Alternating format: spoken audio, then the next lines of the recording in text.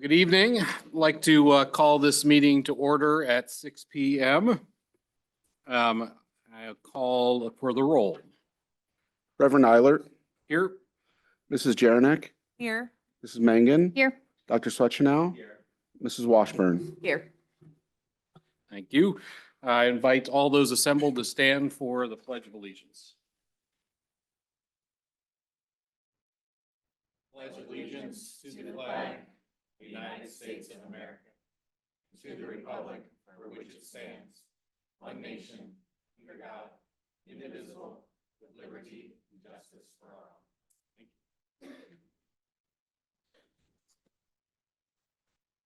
Thank you. Now, I would like to have a motion to adopt our agenda for this evening. Mrs. Washburn, is there a second? Second. Second, Christina, all those, well, no, roll call, please. Reverend Eilert. Yes. Mrs. Jaranek. Yes. Mrs. Mangan. Yes. Dr. Swetchenow. Yes. Mrs. Washburn. Yes. Thank you. Now we have our minutes from the last 3 meetings to adopt. First one are the minutes from our December 5th meeting, the special board meeting in December. Are there any corrections to the minutes for the December meeting? Is there a motion to approve? So moved. Second? Second. A roll call, please. Reverend Eilert. Yes. Mrs. Jaranek. Yes. Mrs. Mangan.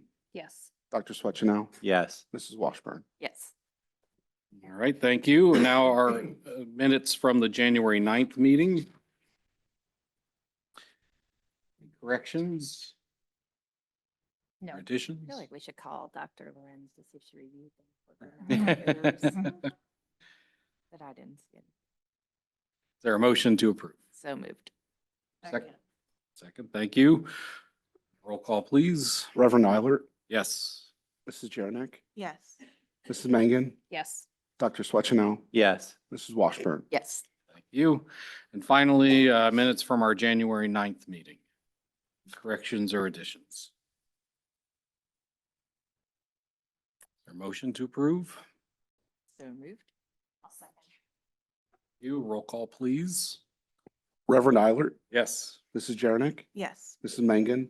Yes. Dr. Swetchenow. Yes. Mrs. Washburn. Yes. All right, thank you. Now that we have our bookkeeping out of the way there, we want to welcome our guests for this evening. Particularly want to welcome Principal Carter and Mr. Waple, who are here with the LIS Brain Trust and all of the families that have come with them as well. Grateful for their participation in the meeting.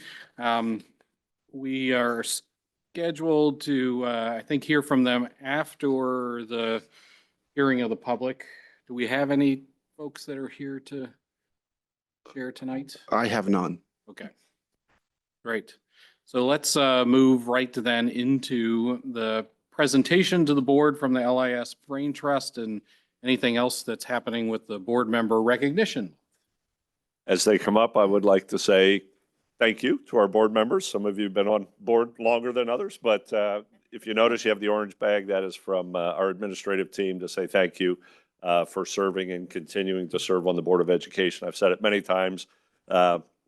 It might be one of the most thankless community service jobs you can do sometimes, but I thank you for everything you do for our kids. And I want to thank our LIS students for getting us started and recognizing our board members. So I'm going to turn it over to Mrs. Carter and Mr. Waple. Good evening, everyone. We are members of the LIS Tiger Brain Trust. The Tiger Brain Trust is a student leadership group focused on making LIS a great place for all students. In honor of School Board Recognition Month, we would like to thank you for all of your hard work in supporting Loveland schools. We know your job isn't easy, and we appreciate everything you do. We brought some cards and treats to show our appreciation because everyone loves some sweets. Thank you for believing in us and making decisions to help all of us grow.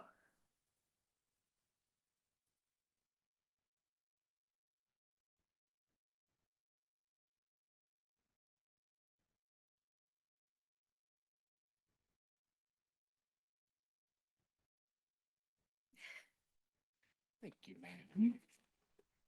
Thanks. Thank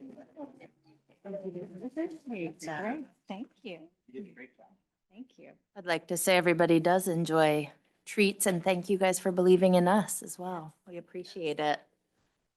Thank you all very, very much. Thank you. That was great. I can't wait to eat the treats. Yes, thank you again for being here. You're what makes this work worthwhile, and so we're grateful to have your participation. Anytime, come on back if you want to stay, listen to everything we're going to talk about tonight. Welcome to. But it's great to have you all here, and thanks again for all these wonderful treats. Yes. Thanks. Bunch of rising leaders. Well, it's a great segue into the next portion of our agenda where we are going to hear from LECC, LPS, and LES on the building report cards. And again, as we think about the important work that we do, we're grateful for our administrators that lead that work, and look forward to hearing all of the great success and challenges that are coming for those buildings in the coming year.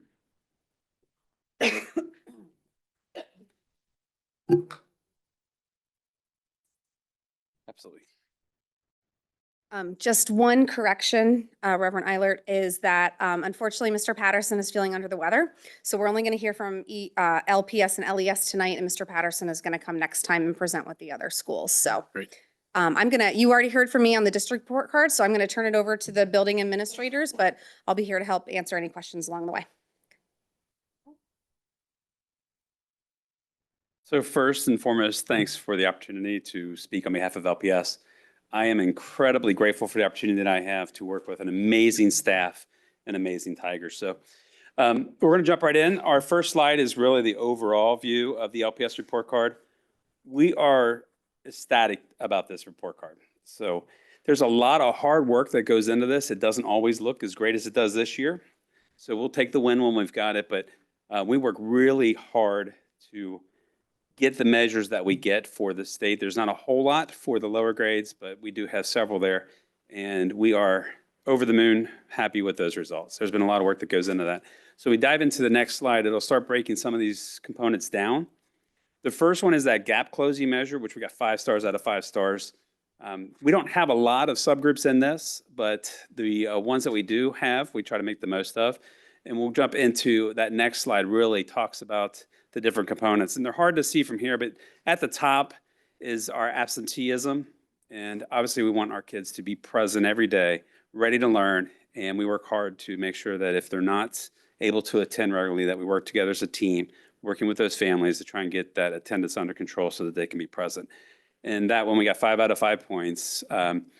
The next one we're going to skip over real quick and just go to our ELL population, our students where, not the slide, bump us back up. There we go. So our students that are learning English language as their second language, we made progress in that one, got 5 out of 5. The one that we have also in the subgroups where we got 0 out of 5 is gifted, but we do not serve gifted below grade 3. So we're not able to capture those just because we don't serve them in our building at this time. So 5 out of 5 stars, just amazing work that's going on with our teachers, and it shows in that measure. So now we can jump to the next one, which is really the hardest one for us and where I want to spend some time this evening, especially with the board, letting them understand what goes into this measure. So the K-3 early literacy measure is a very challenging measure. Those of you that have been on the board for a while have heard me talk on this before. For Loveland Primary School, because we are a first and second grade only building, 100% of this measure is about improving students who are what we call not on track. So the state requires us to administer a diagnostic in the fall of first grade. It's actually in every grade, but the one that matters for LPS on the state reported measures, fall of first grade. And then you have to move those students to on-track status by September of second grade. So you have 1 year, including a 3-month summer. So we have to grow those kids in first grade, move them to on-track status, and that's 100% of our K-3 literacy measure. So if you were a elementary school or like Mrs. Foreign's building, because she has third grade students, she gives the third grade assessment. Part of her measure is balanced across that and also promotion to fourth grade, which none of those apply. So 100% of LPS is on improving the K-3 literacy measure, which is moving students from the off-track status to the on-track status. So when we jump into that next slide, you'll see, which is really impressive for when you start understanding who this group of students is that we're talking about. It's the percentage of students, they are your most intensive students that are listed as non-on-track, and moving them, again, over the course of basically a calendar year, but a school year plus a summer, to on-track. In that bottom bullet there, 20 out of 24 of our most intensive students moving to that on-track status is incredible. That's an absolute and amazing achievement. We work really hard to accomplish that. It takes some very strategic work in doing that, including summer jumpstart program that is an investment of the community financially because we have to pay people to conduct that program. We also do a summer book exchange program where we target students to participate. Their families drive through all summer long, right through the front of LPS LES. They drop off a bag of books and they get a new bag of books. And our only goal there is to just keep them engaged in literacy activities throughout the summer. And then the third thing that we do to really target this measure is when we come back in August, we do a jumpstart program within the school year. So we don't measure on day 2 of school year. We start running intervention groups while we are also assessing because we have time to do that. And then we basically try and regain some of that summer slide before we assess them in September. So if you move to the very next slide, this is a snapshot of LPS. So our report card looks fantastic. 4.5 stars, 4 stars, 5 stars. That, like, I've got schools who are reaching out to me saying, hey, Kevin, how are you doing that in a 1-2? Because 1-2 buildings are hard. They're a K2 building. And I do the same thing to them. How are you guys doing that? Because sometimes they hit it and we don't. But this snapshot is of second grade reading intervention. And what you'll notice there on the left is pre-pandemic. And we had 72 students sitting in reading intervention on average every single year, pretty much up until the pandemic hit. And the colors are less important except for the green wedge, which is about 20% of our kids there pre-pandemic. Those students are what we call bubble students. They're students where they're just at the benchmark. They're not below, they're not tremendously high. They might even be low on one of our 2 measures that we were using to measure their reading health. But we were able to get students that were on the bubble. The red and the orange are your most intensive. We call those our tier 3 students. Coming out of the pandemic, I went to Garth and Mike and I'm like, holy cow, like we saw 3 years in a row where we could not get it done. Like we were making tremendous growth with them. But if you look up there at the second pie chart on the right where it says total students 58, that is second graders who are now fourth graders. That's the grade level that was impacted the most by the pandemic. So they were the kiddos that when the pandemic hit, kindergarten was shut down mid-year for them and they didn't get a full kindergarten experience.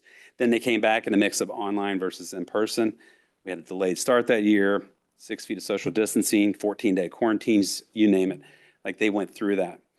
The second year after the pandemic when we reopened actually looks worse than that top one. And that's when I went to Mike and Garth. I'm like, we can't get to the kids we used to get to because you'll notice where those numbers, 63 students in the 2021 school year and the 21-22 school year, 58 students.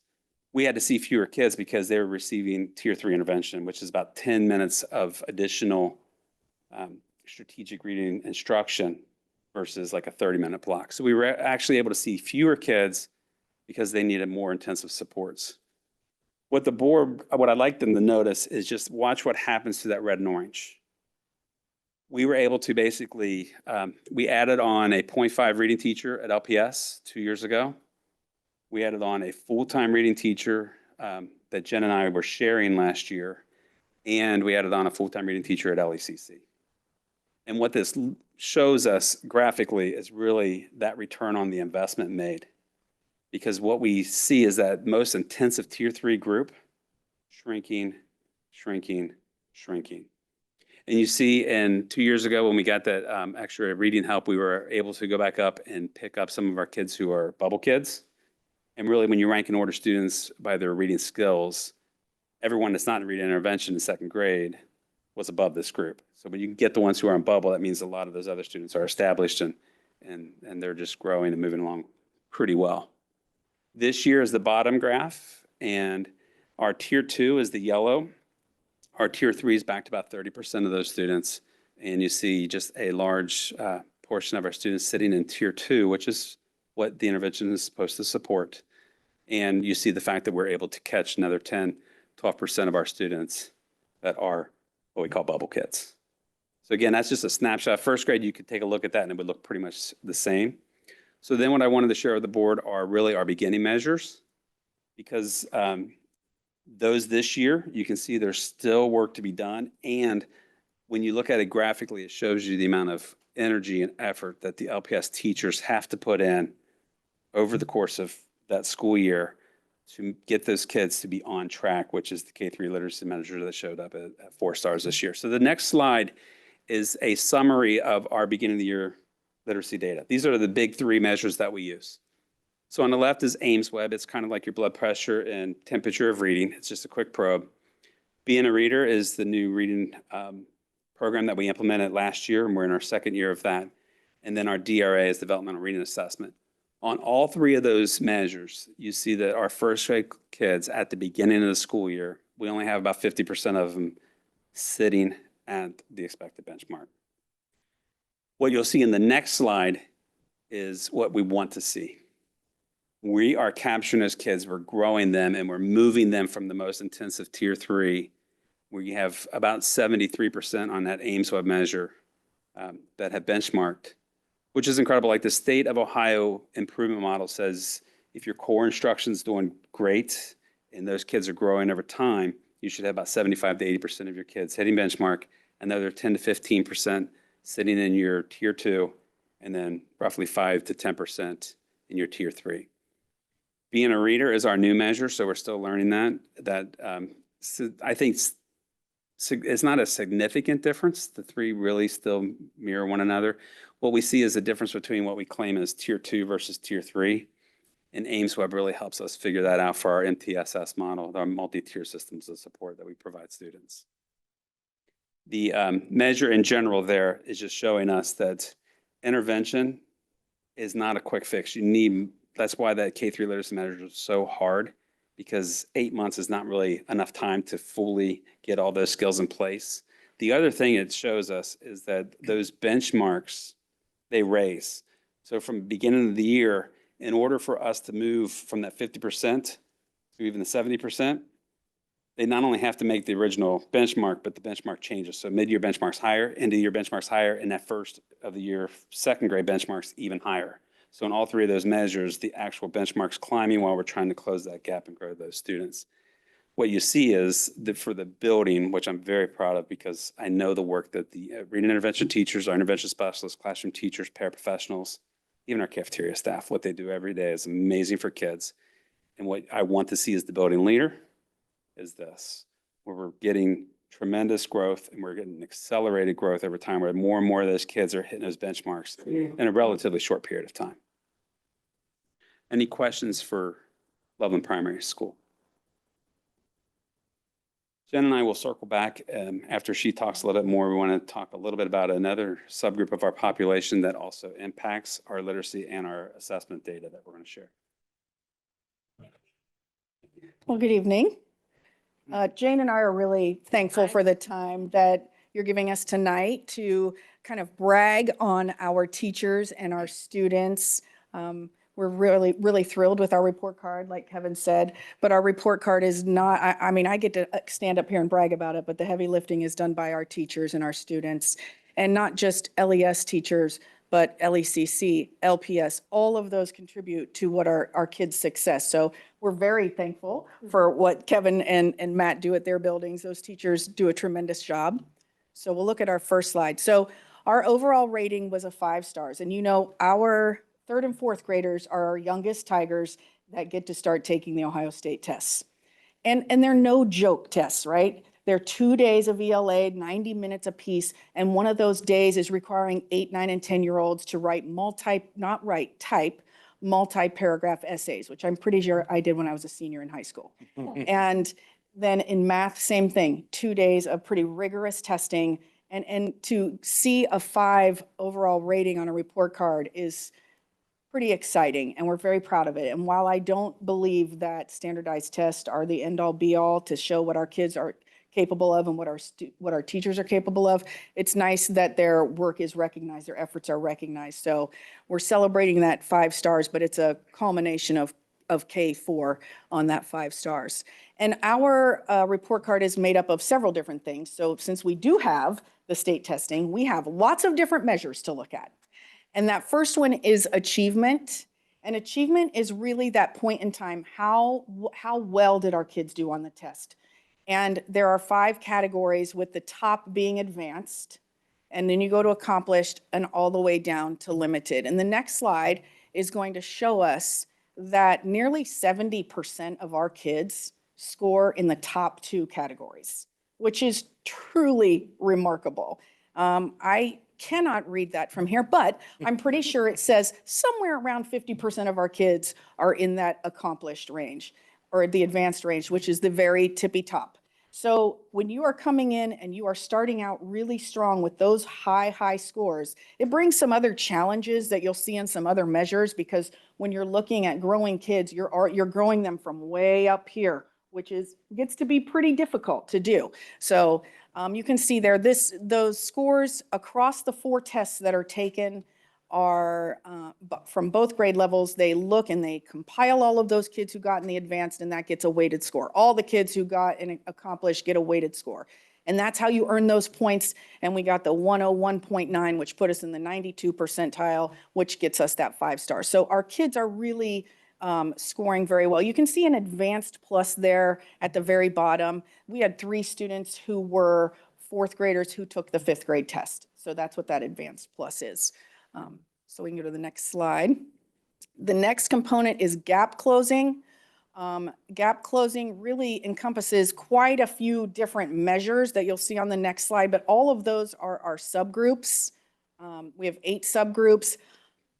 5 of the ones that are starred with that have the little asterisk next to them are not counted in some of the measures. All of them are counted in some of the measures. It's a little tricky. We can give you more details on that later if you'd like, but those are our subgroups. It takes 15 students to make a subgroup. So we can go to the next slide. So on gap closing, we have quite a few different subcategories. The absenteeism that Kevin spoke to. Gifted, we do service gifted. And while that first one is that performance index, which is what we just talked about, achievement, you're going to expect your gifted kids to get in there and score high, right? You're going to expect that they've got the high scores. The next one, though, that progress or growth, meaning that they scored higher than we even thought they would, and getting all of those scores, that's really impressive and really a testament to some hard work by our teachers and students. The other one is the gifted identification and services. Our teachers have worked over the past, I want to say 5 years or so. They take classes. They've had to get 60 hours worth of coursework in gifted service. And every year after they get their 60, they have to do 3 more hours of working with gifted students. So I think that's great. And having our gifted intervention specialist, Mrs. Weber, back is also a wonderful thing for our gifted students for so many reasons that aren't just dealing with academics, but the whole child for that service is greatly appreciated. You can see we hit that with our ELL, and there are some that we didn't hit with growth, and we're looking at that. We always look at our Tier 1 instruction and how can we tighten that up, as well as our remediation and enrichment. But we were, again, we hit 86 points out of that. So greater than 60 got us to a 5. So that's, I think, a really strong measure for that. So again, pretty thrilled with that. The next one is progress. And that's, progress becomes a little bit more difficult to define. But what I always think of it as is achievement is that point in time, right? They got whatever score they got on that test. Progress looks at their 3rd grade scores, makes a predictor for where they should be for 4th grade. And you always want to be at that 3. That 3 is the mark there that says that there's evidence that we met the student growth expectations. So you look at it like a track, right? So the starting line, the first day of school, you make 1 lap around that track and they've grown 1 whole year. That's kind of what I equate it to. We got a 4, which is outstanding, which it means that we grew our kids not just 1 year, but we exceeded that growth. So we're heading a little bit farther. We always want to shoot for that 5, but that 4 is great stuff, especially because when you look back at how many of our kids already are scoring in those higher categories. So we're taking kids who are already scoring way up here and having to move them even farther. So that can be really challenging, but our teachers do a great job of it. Early literacy.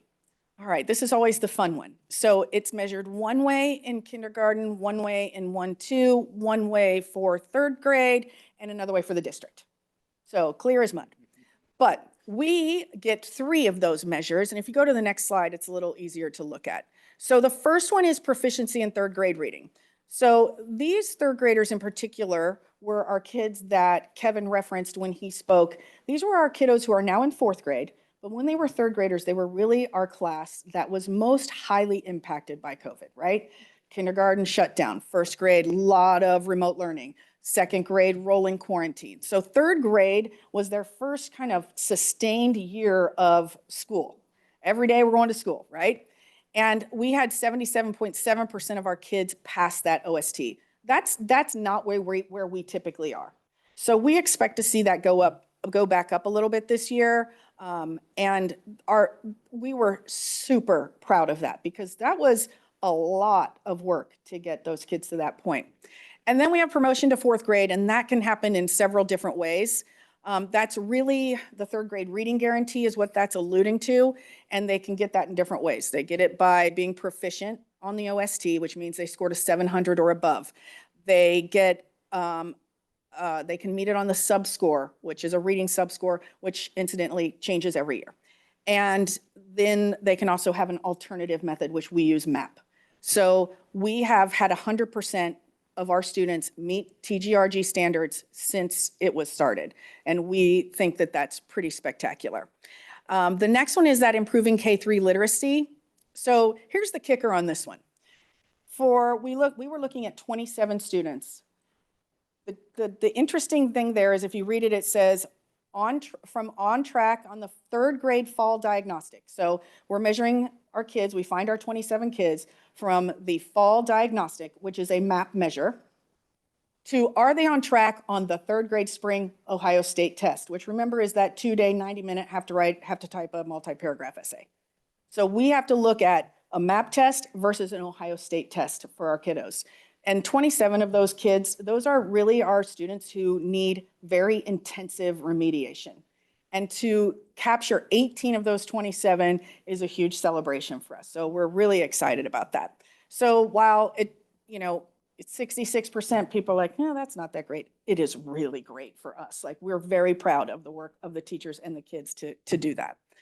Next one is, okay, so that shows what it is. So we were close, 83%, we needed 88%. Looking for that 77% in the proficiency in 3rd grade to go up a little bit next year. And the last one, I just put together a kind of historical perspective on our passage rates. And what I think is interesting when you get to look at it this way is not so much at a straight across kind of look, but being able to look at 3rd to 4th grade and the growth of kids from year to year. So if we look in 21-22, the percent passing of 3rd grade ELA was 81.7. That was when they were 3rd graders. When they were 4th graders, you can see that 86% passed. So we had 4% more of our kids pass that. If you look at the math when they were 3rd graders, 81.8. And when they were 4th graders, 90%. So that's kind of a nice way to look at that, not necessarily linearly, but to be able to look at that cohort to see how they have grown over time. So that's our report card portion. And then Kevin and I are going to come back together and kind of share our next slide with regards to our ELLs. But before we do that, do you have any questions? I'm excited. Sorry. Let me ask one question, really to both of you. It's kind of a theme that's been running now since the pandemic. We added some interventionists during that time. recognizing the continued need for that, how essential would you say that staffing change has been in order to be able to maintain these results? So I believe that you just teed us up for our next portion of our Good. program. So, but I would say that not accounting for this slide, it's been crucial. Yeah. It's been a game changer. We're able to capture more of our students in one sense, and in another sense, they are so needed because we have a population that is really needing of intensive reading intervention that we're going to talk about here. And what happens with this growing need that we're going to talk about on this slide, without that extra intervention, we would not be able to reach the kids that we're being able to reach. It's just been it's been very appreciated. So what you see, honestly, Reverend Eilert, on that one where the pie graphs were, one of the things, like, I was not losing sleep literally, but almost losing sleep over, like, I was worried. I talked to Mike and Garth that year multiple times, but when we looked at that data and those data points, just the number of kids, we still had a lot of high performing students in Lowell. But that group of students, the gap between the need and the established was tremendous. When they came back, because of a multitude of reasons, whether they were not able to attend childcare or church or these kind of things, they had, social emotional impact, but they had academic deficits that were tremendous. Having no students impacted negatively by the third grade reading guarantee, like, I don't know if I would have taken that bet back in 2021. Just to jump in as a reminder, the ESSER funds that were received due to COVID, with conversations with our principals, we utilized the ESSER funds for 2.5 additional reading specialists for the interventions, as well as 5 paraprofessionals. Unfortunately, the ESSER funds are coming to an end. But the couple years ago when we did that, the onus on Kevin and Jen and the entire group was to show us why this is going to be beneficial, and that the one pie chart that Kevin had up there specifically shows me pretty conclusively that it's helped our kids. And so I appreciate you doing that. And the pairs, I believe one of the ESSER positions was used for ELL, which I think you're going to discuss now. So obviously we had that impact in our students. At the same time, what we wanted to do with this slide was just show you another impact. This is basically the last 5 years. These are the number of students across all 3 buildings, K-4, that are where English is the second language. So these are our ELL students. What you see across all 3 buildings is that population is triple, in some cases slightly more than triple. Those students, just because of lack of instruction, lack of exposure to the English language, they naturally fall into reading intervention. And the state pretty much requires the district to serve those students. What you see at the bottom is a large percentage. The highest right now this year is 76% of ELL students in 3rd grade are receiving reading intervention. But what's also significant about that is a large portion of the ELL students that are in reading intervention are requiring the most intensive intervention. So they're sitting in tier 3. And the biggest difference between tier 2 and tier 3 is the intensity of the support. Sometimes it's the group size, but it's always time.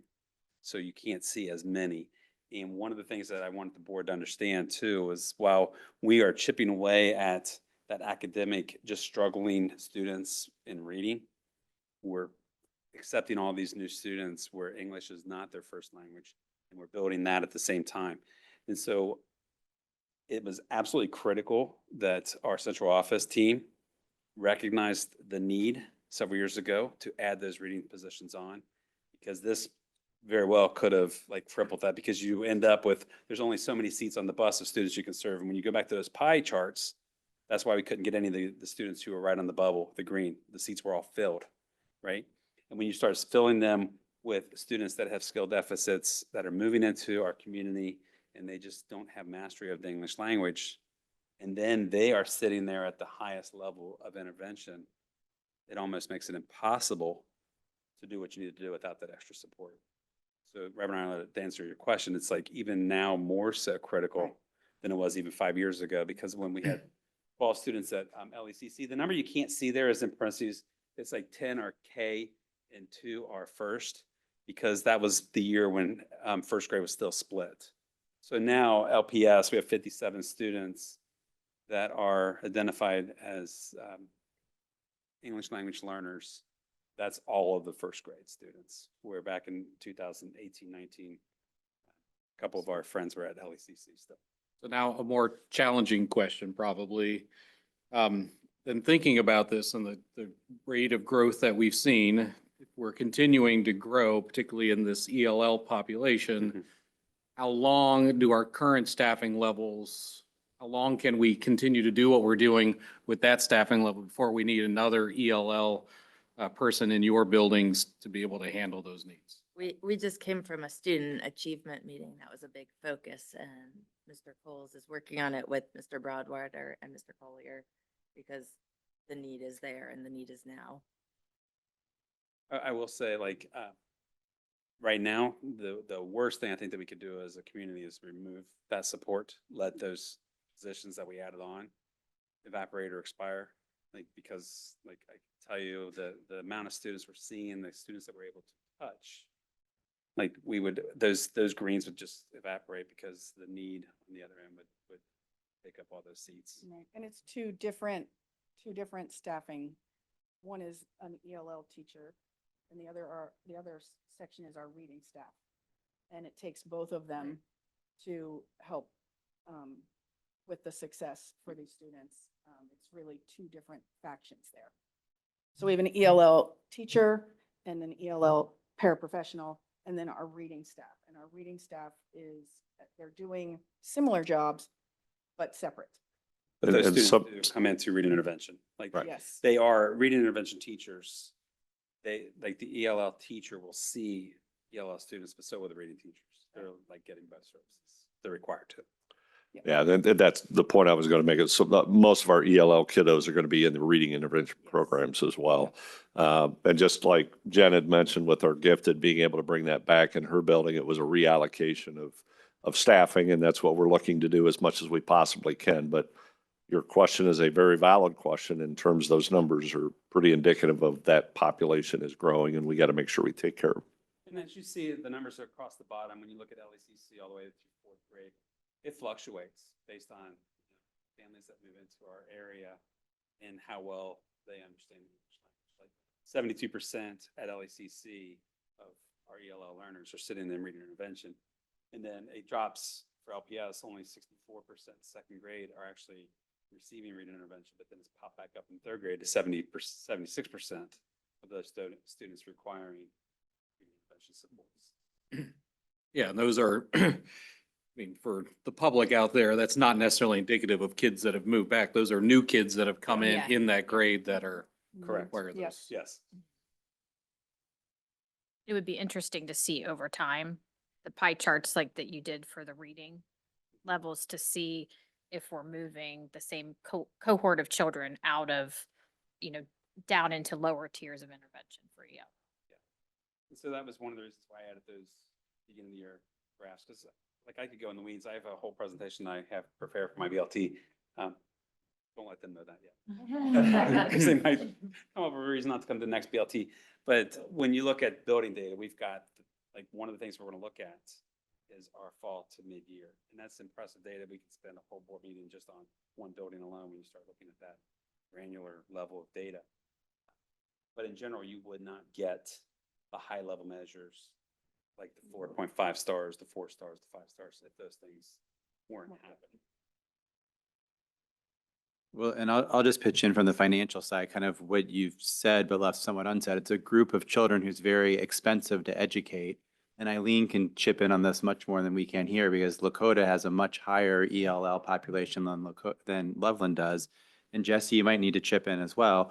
Are there opportunities for us to recoup any of the costs associated with extra specialized educators needed for this group so that doesn't fall all on the residents of Loveland? Title money.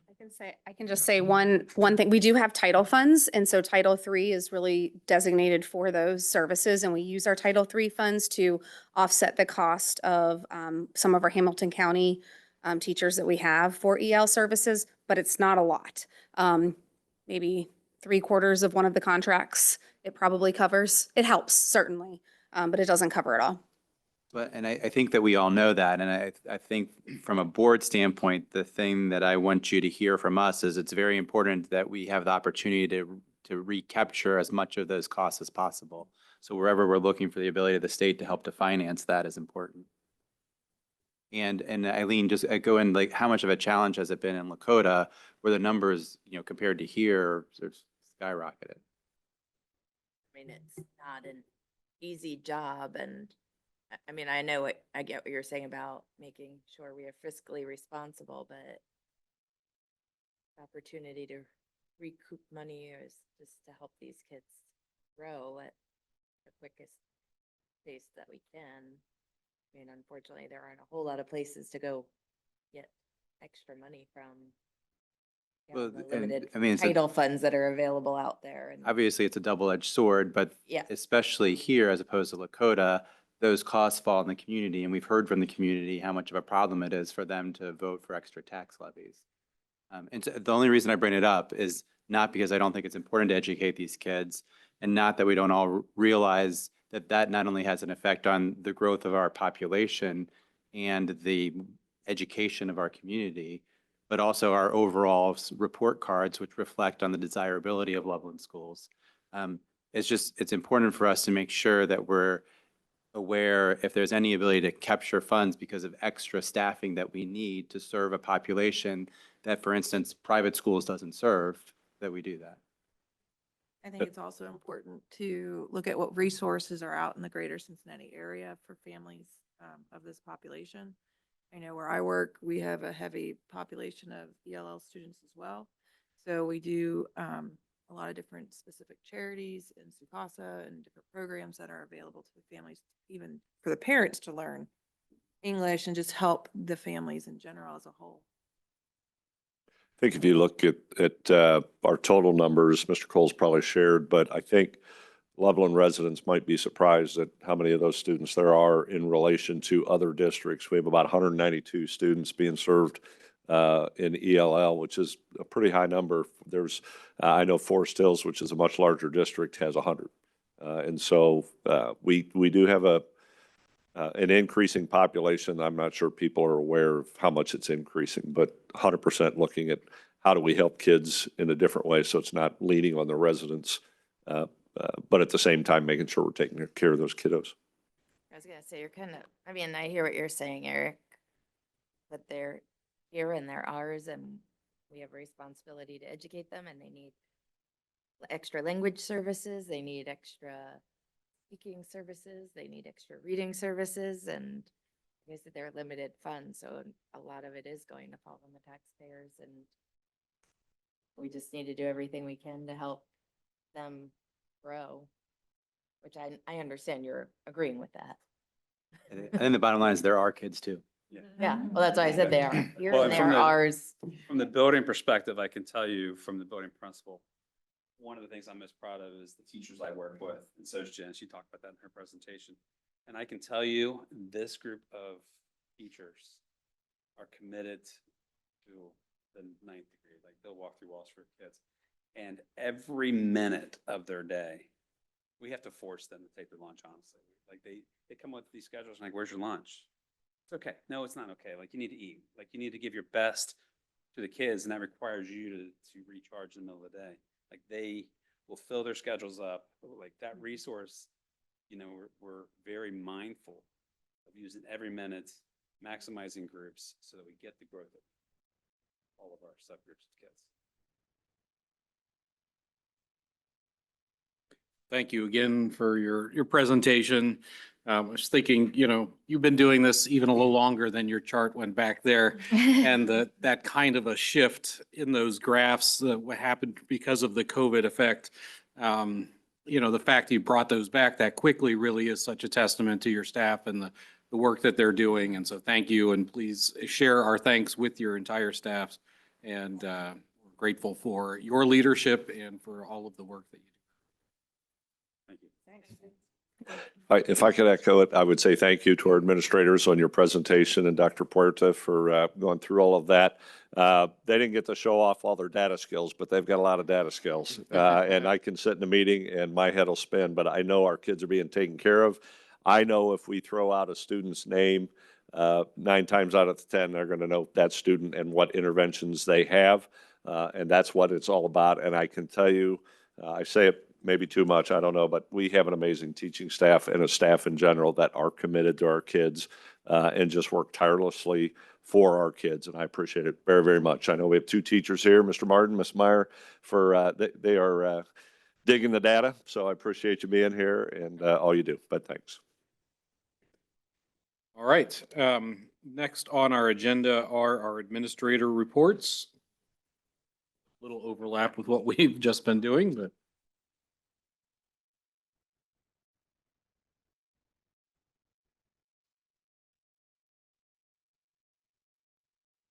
Are any verbal reports under our administrator reports? Okay, great. Then board president report. We get the lights back on. Thanks. Thank you. Eyes aren't so great, and make sure I can see what I'm doing here.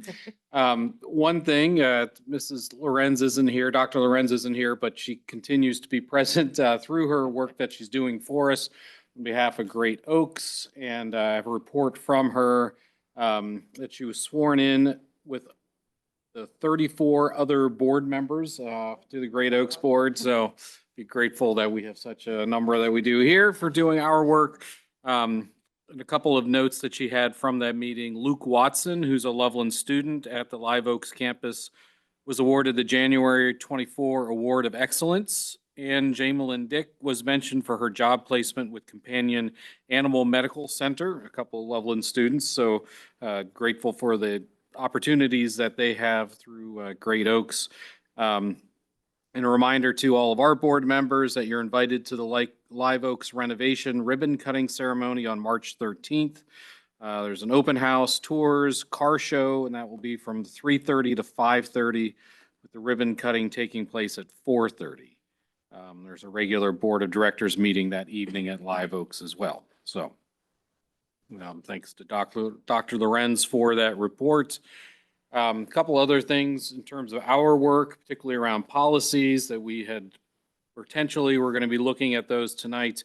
We've decided to push that work back as we finalize a couple of the financial policies. We're going to discuss those at our February 6th meeting and then plan to have a vote on those at our February 20th meeting.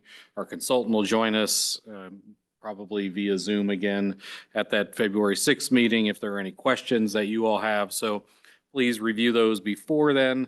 Trying to get to those again, though, Eric, can you remind us how we access those? There's a link, and it's not, because it's not an official policy yet until we've adopted it, it's not through the regular board docs. So until they're made official, there's a separate link. And we've all been emailed, but I'll email again since I'm now the doctor of policy.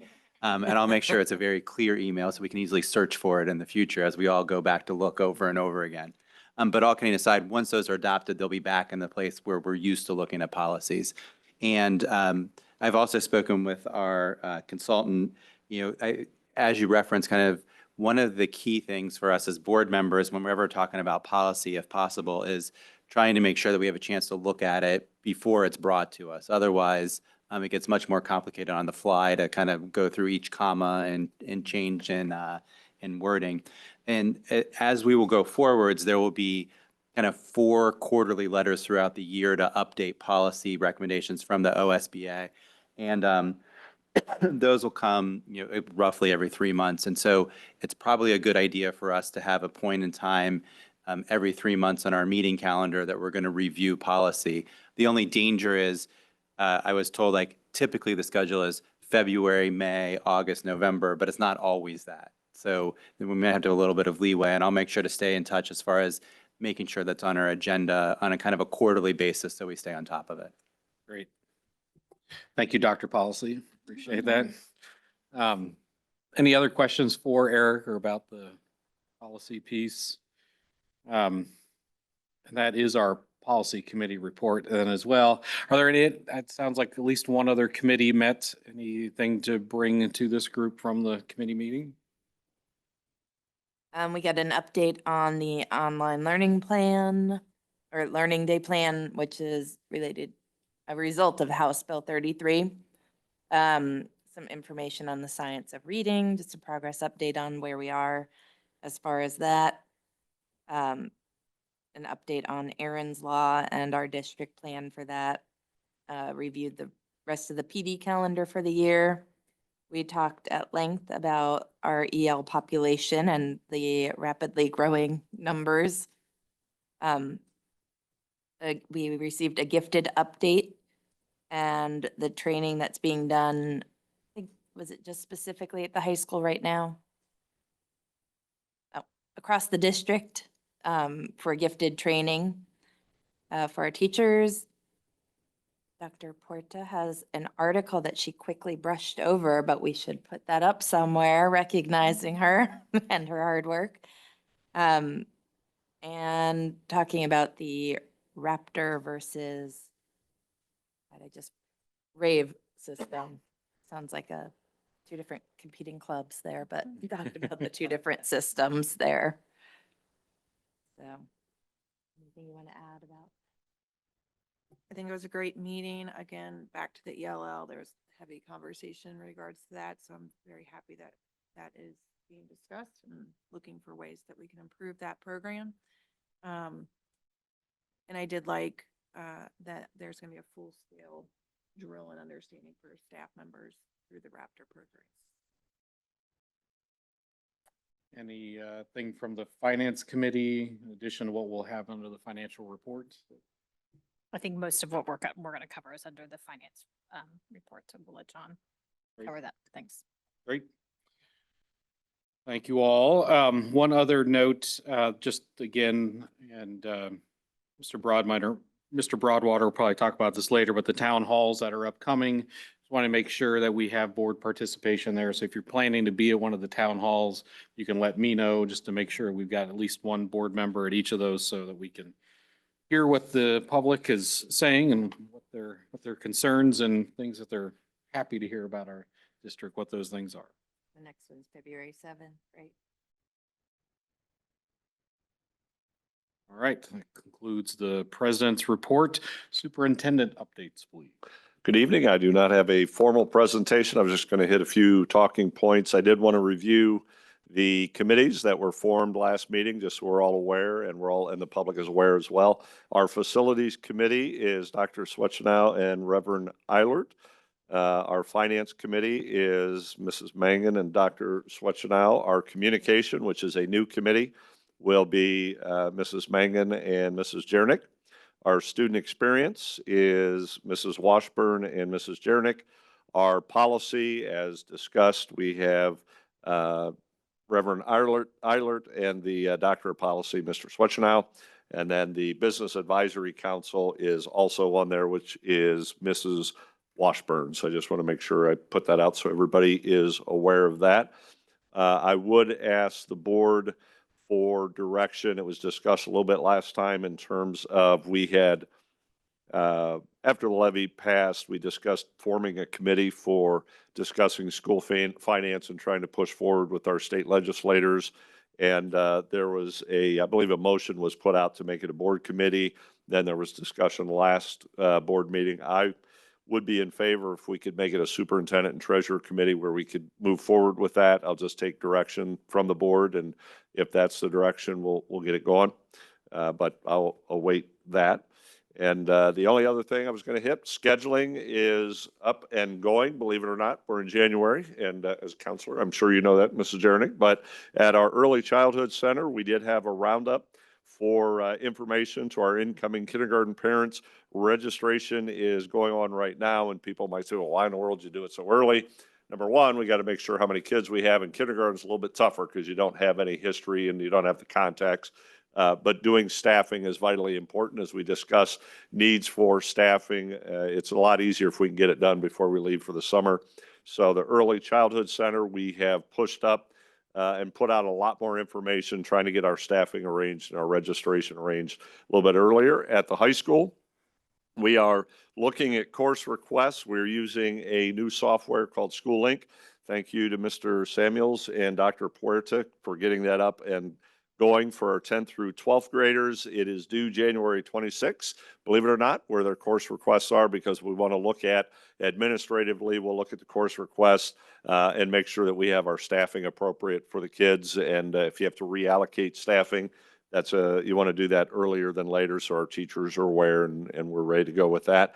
The School Link is much more streamlined in terms of the kids being able to look and see what courses they want online. There's a course handbook where it'll give you the description. It'll map out their 4-year plan as far as where they want to go. So there's a lot more information. Our kids are pretty adept at looking at what they want to do, and we trust them to take a look at what their 4 years of high school are going to look like. And before you know it, you're a senior and you're ready to go. Our 8th graders are sweating out their course requests because it's kind of a big deal to go from the middle school to the high school. And I know, talking to some of the teachers, they've had a lot of discussions with our kids, and it is kind of a stressful time for parents and students as they go into the high school. And especially if it's your first student going into the high school, knowing what courses are appropriate, which are not. So staffing to me is a big thing in terms of making sure that we're taking care of what our residents trust us with, which is funds and finance. And along with that, when we look at staffing, we try and reallocate as much as we can. We have the FTE chart that we brought in when we started here to always give the public information in terms of where we are with all of that. You like to stay stable as much as you can, but enrollment and or needs, sometimes we have to discuss and look at. The reminder I will give the Board of Education is one that we've probably talked about, not too much, but we've talked about. The ESSER funds are running out, so those 2.5 reading intervention positions and the 5 paraprofessional positions, we are going to be recommending to keep those because of the interventions and the data that we have been able to, I've been able to see from our principals, that obviously it's very, very effective. So we will be looking at that, which means everything else we're going to be pretty microscopic in terms of staffing and seeing how we can make sure that we keep the promise that we made to our public about levies. So with that, that completes pretty much the information I was going to get out. If there's discussion about the committee for the school finance, superintendent treasurer committee, I would welcome it. If you're not ready, we can discuss it at a different time, but we would welcome being able to do that and getting a committee together. So why don't we add that, can we add that to our agenda for our work session? Yeah, that's a good idea. February? Okay.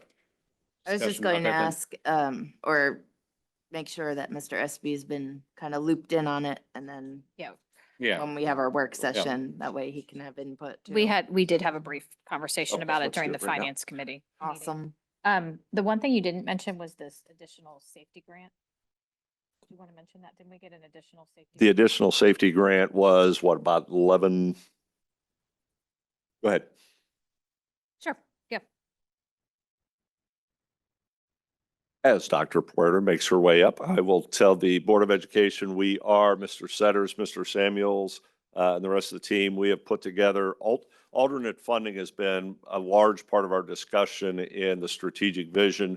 We have got a document put together that is going to list all the alternate funding through title grants, ESSER, which will run out unfortunately, and then our safety grants.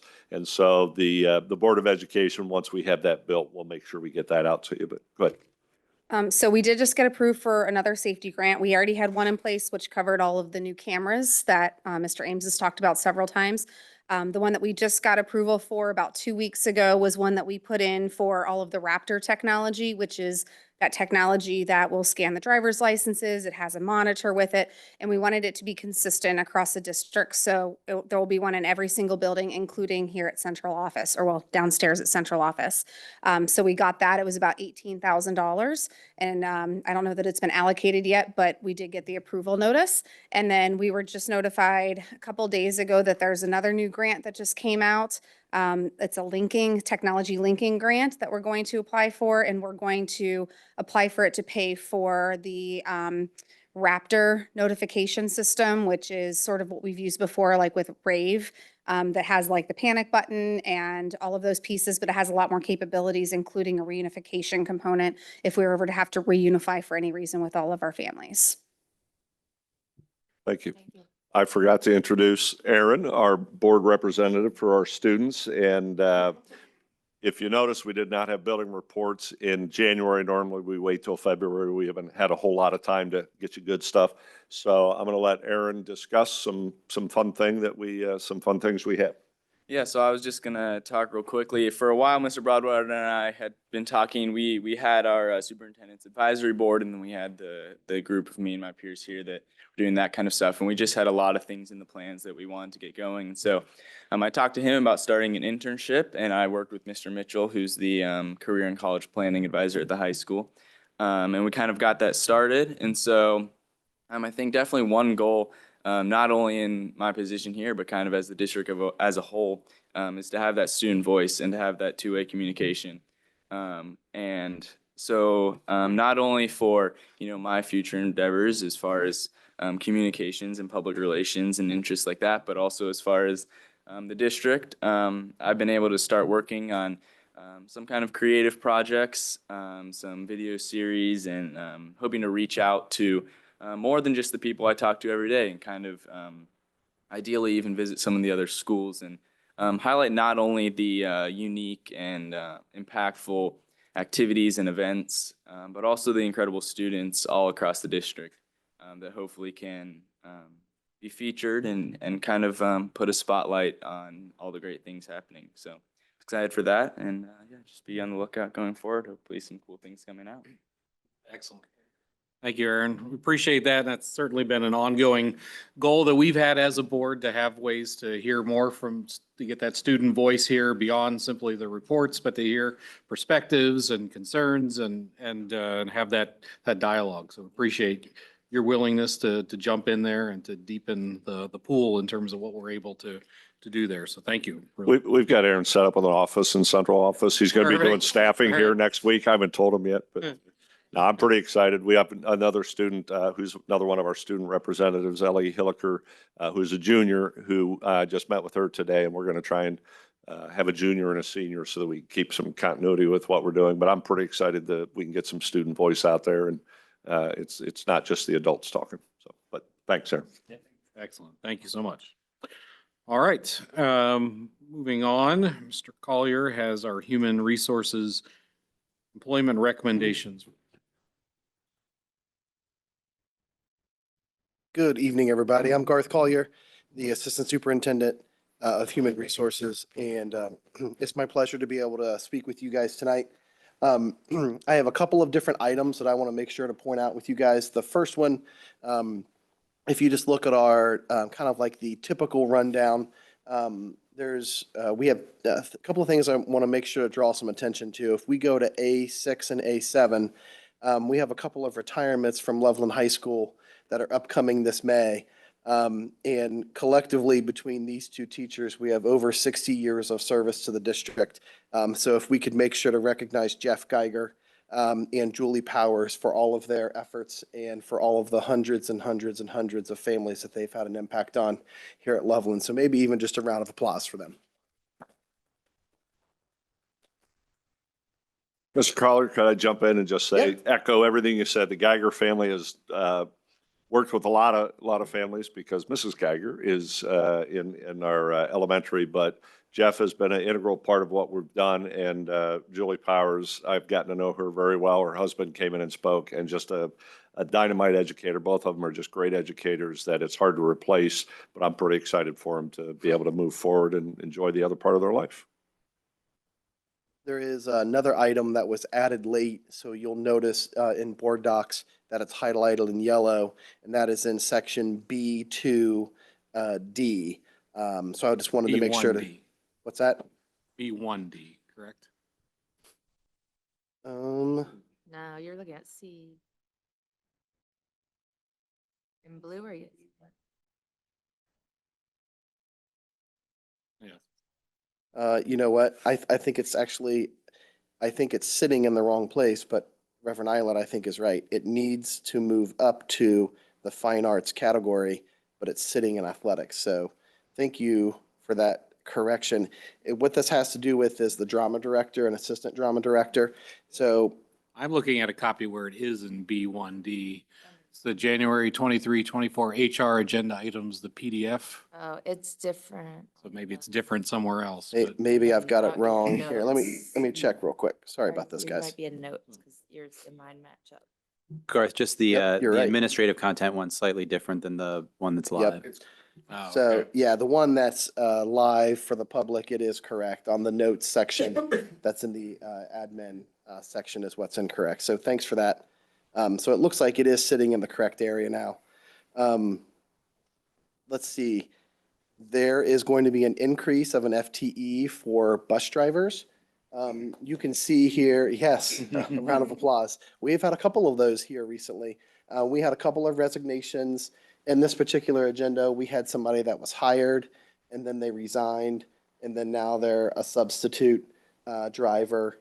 We've had another area where somebody has just resigned, and then we have some folks who are coming on. So all of that mix from the end of November, December, we didn't have a business meeting, and then till now, all of that washed out for transportation for bus drivers. We're at a +1, which is great. We're still below where we started last school year, so we're still kind of in the hole. But if you remember at the beginning of this school year, we were talking about, of course, the need for additional drivers, and we had a lot of concern coming up for this winter. Having those 2 extra FTEs, bus drivers, have been really, really important for us. So we are squeaking by. We haven't had any of those where we're having to double route so far. So that's the good news. We still want to let everybody know, if you'd like to drive a bus, please call and let us know. We will gladly talk with you. And I'm able to answer any questions that you guys have about this first section of the HR recommendations. Any additional questions? I do now. Great. Else? So, nope. So typically, we will then vote on this section and then move to the next one, or I can talk about all 3 and then vote all at the end. Either way is fine with me. I think in the agenda, it's set up for each one, so let's go ahead and do that. So we need a motion to resolution to approve the resolutions of the Assistant Superintendent of Human Resources, including resignations and employment of certified classified homebound substitute and supplemental positions for the 23-24 school year. Is there a motion? So moved. Second? Second. Roll call, please. Reverend Eilert, Yes. Mrs. Jaranek, Yes. Mrs. Mangan, Dr. Swetchenow. Yes. Mrs. Washburn. Yes. Great, thank you. So this next area, this next section, 6.2, this is just a correction that we have come to find that has to do with our marching band director. Somehow, through transitions from one contract to another, the tier at which this position gets paid has been shifted, and we think that it's mistakenly been shifted. So the information that is here is basically for us to take the assistant marching band director, and it was sitting at a quote tier 4 area, and for us to move it to the tier 3 area, which then makes it fall in line with the other positions that are in for that fine arts area. Sense to everyone? Any questions? Do we have a motion to approve the correction to move the assistant marching band director from tier 4 to tier 3? So moved. Second? Second. Roll call, please. Reverend Eilert, Yes. Mrs. Jaranek, Yes. Mrs. Mangan, Dr. Swetchenow. Yes. Mrs. Washburn. Yes. All right, moving right along to 6.3. This is a motion for the board to just make sure and recognize that you're aware that we have some overnight trips that are coming with our students. There are 5 of them listed here. You'll see that they range from coming up in June of 2025 all the way to as soon as January 26th of this year. So they are listed there in board docs for you. So we have the high school Spanish, bio, and environmental classes and green team. Some of those students are traveling to Puerto Rico, which is pretty amazing. The teaching professions students are attending an Ed Rising State Conference at Capital University, and that is March 4th and 5th coming up in 2024. And then we have 2 show choir trips. One is to Northrop High School in Fort Wayne, Indiana. That's the one coming up here very shortly. And then the other show choir trip is to Olentangy for a contest there. And then lastly on the list is the senior Washington DC trip. This is if you remember last year, this is the second group that traditionally our 8th graders have done this, but then during COVID, there were 2 grades that weren't able to do it. Last year was the first group, and then this year for this senior group. And so we have another high school senior trip going, so they don't miss out on that experience. Do they break the seniors into 2 groups? Is that what you're saying? No. So I believe there were 2 years that our middle school didn't make the trip. So last year was that first group when they were 8th graders that didn't do it. And then this year's senior group was another, I believe. Yeah, the 7th graders. Yeah, I thought the seniors. No, This is for next This is for next year. Oh. So this is juniors that will be seniors next year. Oh, I'm sorry. Yeah. I didn't understand your I was question, like, I Eileen. thought they already went. Mine didn't go, but. Yeah, this is for next November. Good question and clarification. Yeah, and to clarify, this is not an exhaustive list of all of the upcoming. There will be additional. Oh, no, absolutely, Yeah. yeah. Yeah. As these come up, I put them on the agenda for the board to be aware. You'll also notice, board members, in case I know a couple of you are new to the board, you have access to see the itineraries and the agendas of where the kids go, what time they go, all of those kinds of things. I don't put that in public view for people to see, but kind of like just overview piece. But if you have any questions and you want to go through that other information that's in the admin section, please just ask. And I'd be glad to connect you with the high school sponsors that are taking these students. I'd like to know if they need a chaperone for the Puerto Rico trip. One for the chaperone for Puerto Rico. Got it. Do you know anything of just not the details of the trip, but in terms of the genesis of that trip, how that came about? Is that the first time they're doing something like that? Is that? It's the first time that I've since my time here, but I haven't checked into. I believe this particular group went to a different place, but it wasn't Puerto Rico before. But it's been multiple years since they've done that. But I can certainly get that information for you and report back out at our next meeting. More anecdotal now. That's Yeah. okay. Yeah. Yeah, when I read it, I was like, wow, Puerto Rico. And for the public to know and for the board, this is all, the monies for this is all generated by the families. There isn't any additional monies for sending our kids to Puerto Rico or anything like that. This is all funded by families for those students who participate in those particular events. And how much does it cost in district for your junket to Puerto Rico? I will not be attending. But good question. Excellent. Any legitimate questions about the upcoming trips? All right. Do we have a motion to approve the overnight extended field trips applications as presented here? So moved. I'll second.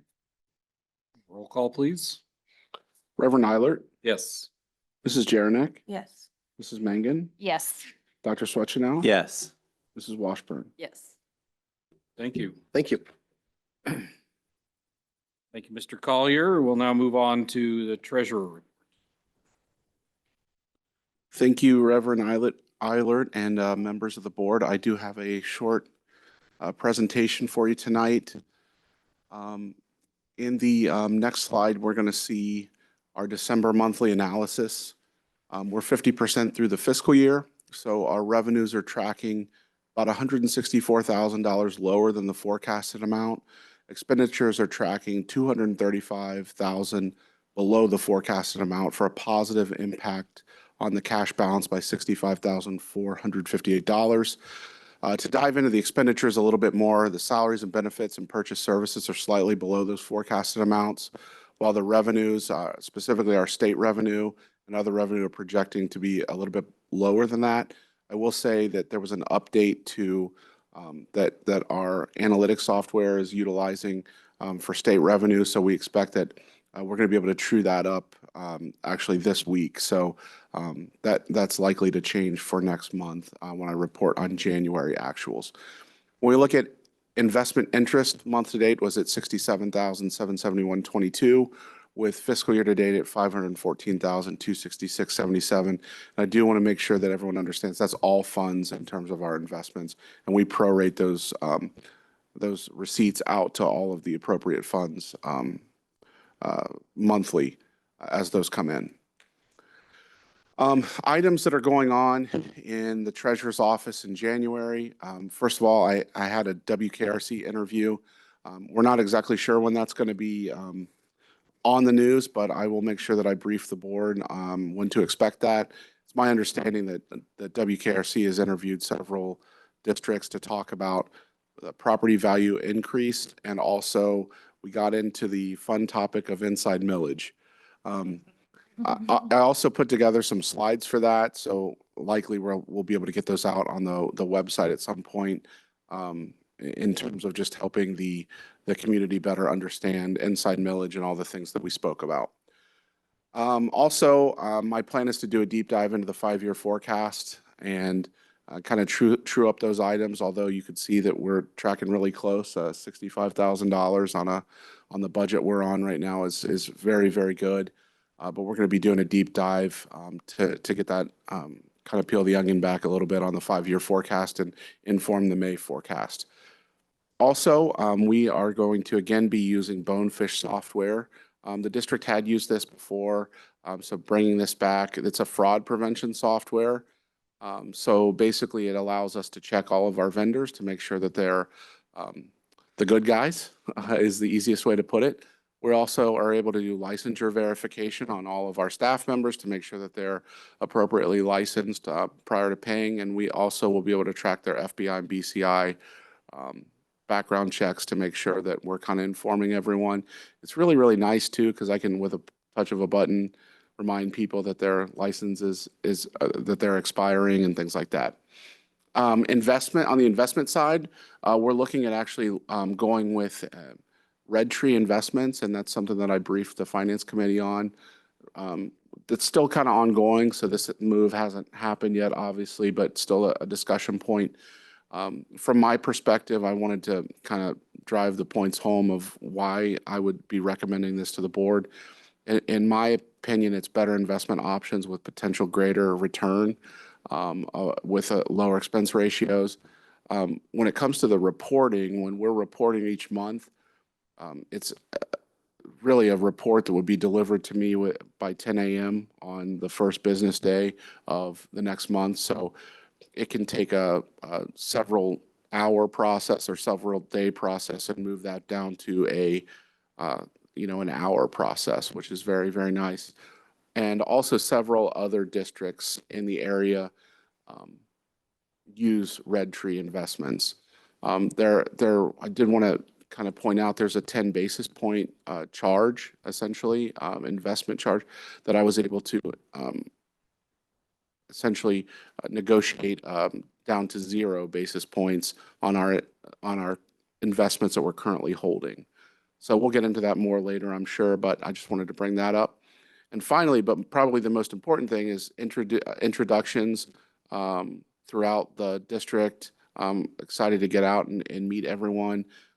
Specifically, it's been great to meet the treasurer's office staff and just start to build that team collaboration. I'm all about collaboration and trying to solve problems and help each other out. Another project I've been working on is just getting reports set up to go out to the secretaries and also some of the building administrators. So they're getting their budget reports sent out electronically when they want it. So if they want it every day, I'm happy to send it to them every day. But it's an automated process that we've started to work on.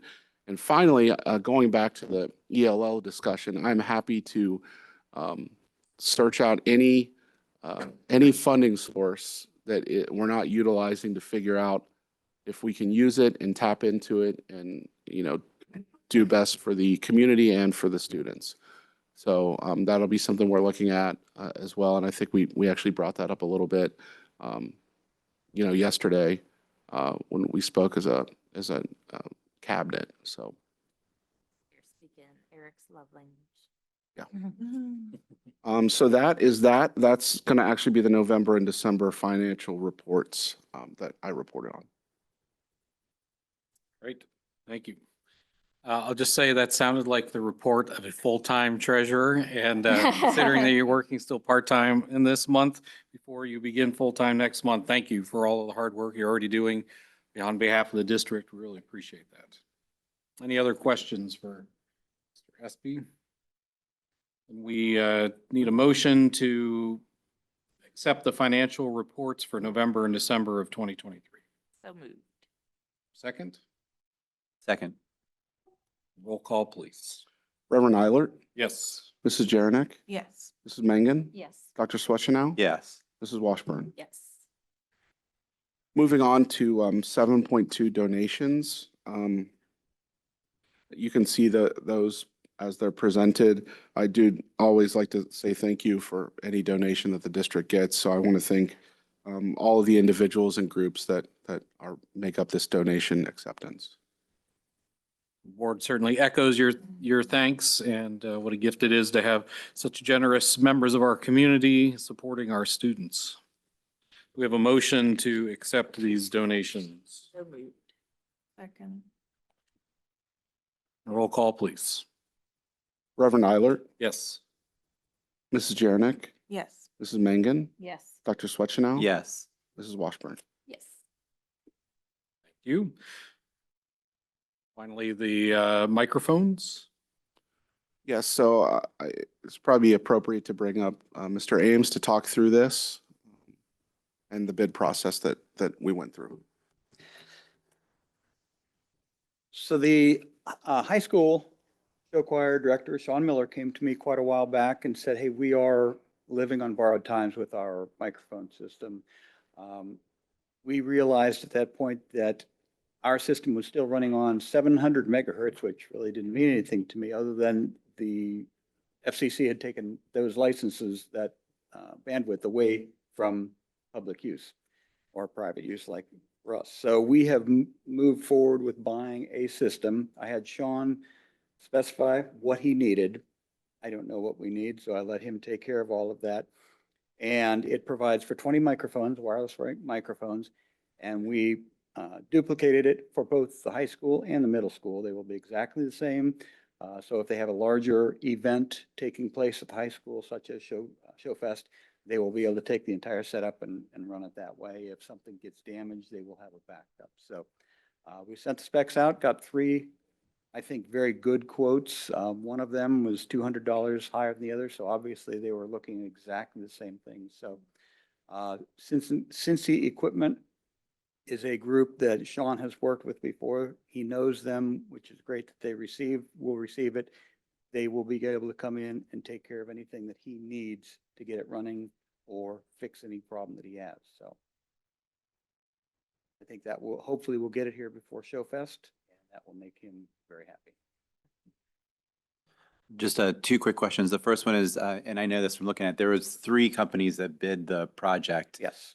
Do you feel comfortable that's a pretty good reach into this market? Yeah, and we went out to groups that we know of that are strong companies and asked them. And I think if we had gotten 3 bids or 3 quotes that were $10,000 separate, then I would have gone back out and looked again. So the fact that 2 of them came in so close tells me that we had a very good specification. And the second part of that is we've had issue with lighting before and service with lighting before. Yes. How is service built into this contract when there's inevitable problems? Yes, there's an inevitable, it has 1-year warranty, and then we will, historically, we try to have somebody come in once a year to just go through the lighting equipment, to go through the microphones. And as I said, Sean has a very good relationship with Cincy Equipment, so I think that we will work with them after our first year to just have them annually come in and make sure that things are up to speed. If we do have damaged microphones, which always happens, replace them before ShowFest or an event takes place so they're not scrambling. I would just, I think, want to point out that this is for drama, that these will be utilized for drama. Right. Vocal. So we've said show choir a lot, but I think I want Yes. to make sure that Yes, it's I not, use Sean and that show choir. folks- Yeah. yeah, one that thing. it's, I mean, the drama programs in particular Yes. and the mic interchange between the two buildings when there's a big, and we have a great drama program at the middle school and high school, so. And I did have one person say, well, why are you buying two sets? Well, our productions are so large and they Mhm. take place pretty much the exact same time frame every Right. year. So it just would not work to have individuals and try to share it. Yeah, yeah, actually, the larger portion is probably for the drama program, Right. because we only use about 5 microphones for the show choir at any given time, but when the kids are on stage, it's the headsets that they're using that are so finicky that are I part will of the learn to drama never say program. anything about show choir or drama around you two. So A couple decades worth of experience up here, yeah. And also, just for your information, the lighting system is completely done for both the high school and middle school, and I understand it's working very well. Thank you. That I will say, I went to productions at both the middle school and high school. So nice. Good, good. Yeah. Glad to hear And the roof isn't leaking? that. Roof is not leaking today. I was gonna say, this is a bad week to ask that question, Yeah. Eric. Knock on all the wood we can Yeah. here. I do want to thank Mr. Ames for, Carol Hall came in, it was probably last year, and expressed her concerns about the two things, the lighting and the microphones. And we have so many kids involved. It's awesome. We were able to do it, and John was able to get competitive pricing. So thanks to John, and I look forward to all the productions.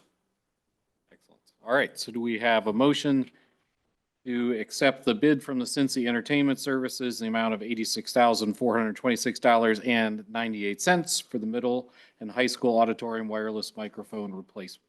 So moved. Second, Second. roll call, please. Reverend Eilert, Yes. Mrs. Jarenick, Yes. Mrs. Mangan, Yes. Dr. Swetchenow, Yes. Mrs. Washburn. Yes. All right, thank you. I believe that's all the business we have for tonight. Make a note that our teachers lasted longer than our principals tonight. Thank you all for being here tonight, and we need a motion to adjourn the meeting. So moved. Second. Sweet. Second. All right. Roll call, please, for adjournment. Reverend Eilert, Yes. Mrs. Jarenick, Yes. Mrs. Mangan, Yes. Dr. Swetchenow. Yes. Mrs. Washburn. Yes. Thank you. Our meeting is adjourned at 7:27 PM.